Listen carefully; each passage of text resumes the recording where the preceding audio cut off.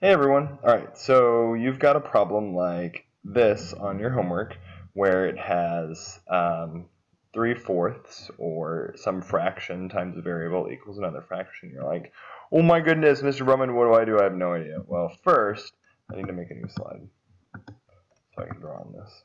Bam. Alright, so what do you do in this situation where you have a fraction and a variable equaling another fraction? Well, I'm going to show you what to do with this. It's actually simpler than what you think.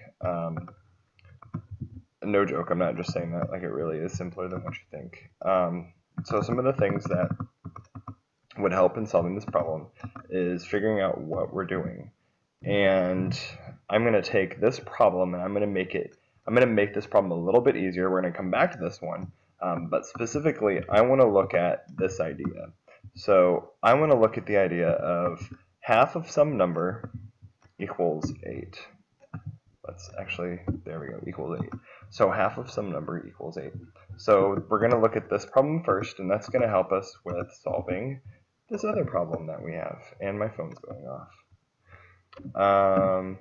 It's my good friend Kevin. He's supposed to be coming over. We're going to eat dinner because I haven't seen him in a while. Kind of spend some time at school. I'm a busy person. Probably should have set this up before I started, but I really wanted to get this out to you guys. All right, so 1/2 of a number equals 8. If you think about that, 1/2 of what number would make that 8? Well, if I think about what I'm doing with that, 1/2 of it, I'm cutting it into half. What number would I have to cut in half to give us 8? And if I think about that number, I think if I think about it, I think it would be let's see, 1/2 of a number equals 8. So if I multiply both sides by 2, and then this side as well, and then let's see, these 2's cancel out. Yeah, that makes sense. 1/2 of 16 equals 8. So what I did is multiply the top of the numerator by 2.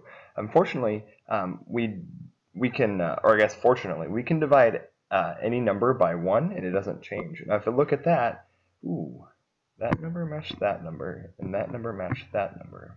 I wonder if this works. So what we're going to do is we're going to try this with the next one as well. So here I have my harder problem. What I would do, if you didn't write the problem down, pause the video, write the problem down. Ready? Pause now. Alright, I'm glad that you paused. So here I have my problem written down. So what I'm going to do, excuse me. So what I'm going to do, same thing I did with the other side. I'm going to multiply, so this bottom number becomes my top number, and the top number becomes my bottom number. And what I'm doing is I'm multiplying by a fancy word here. And this fancy word is called reciprocal. Reciprocal.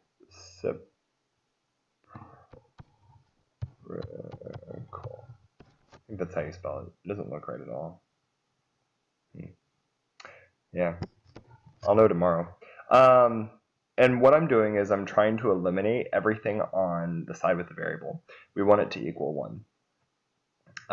The way this works, the magic behind this is that whatever I do to one side of the equation, I'm doing to the other. I don't know if it's mirrored, in that case, this and this. So I'm multiplying both sides by that 4/3, and it's balanced because whatever I'm doing to one side, I'm doing to the other. What happens on the left side is my 4's cancel out, anything divided by itself is 1, and my 3's cancel out, anything divided by itself is 1. So I'm left with just an x on the left side of the equal sign. Now look from the right side, I can't simplify. There's no number on the top, the numerator, and the bottom, the denominator, that can reduce, so then I just multiply straight across. And 2 times 4 is 8, 3 times 3 is 9, so I'm left with the answer of 8/9. I'm not done. I would need to check this answer as well. I don't have enough room to check on this slide. I can try. So here in the bottom left-hand corner, I've got 3/4 times 8/9 equals 2/3. Now the cool thing about this is that I can already see that I can reduce. If I look over on the left-hand side, I've got 3 and a 9 on top, or 3 on top and a 9 on bottom, and that reduces down. 3 goes into both of those. 3 goes into 3 once, 3 goes into 9 3 times, and I have a 4 and an 8. 4 goes into both of those. 4 goes into 8 twice, 4 goes into 4 once, and now I'm left with 1 times 2 on top, which is 2, 1 times 3 on the bottom, which is 3, and bam, I've got 2/3 equal 2/3, so it does check and work out. This isn't just a magician's math magician trick. This works for all your problems, so check it out in your homework, try it out. If you need help, message me on Remind, message me on Twitter. Look forward to seeing you guys later. Bye!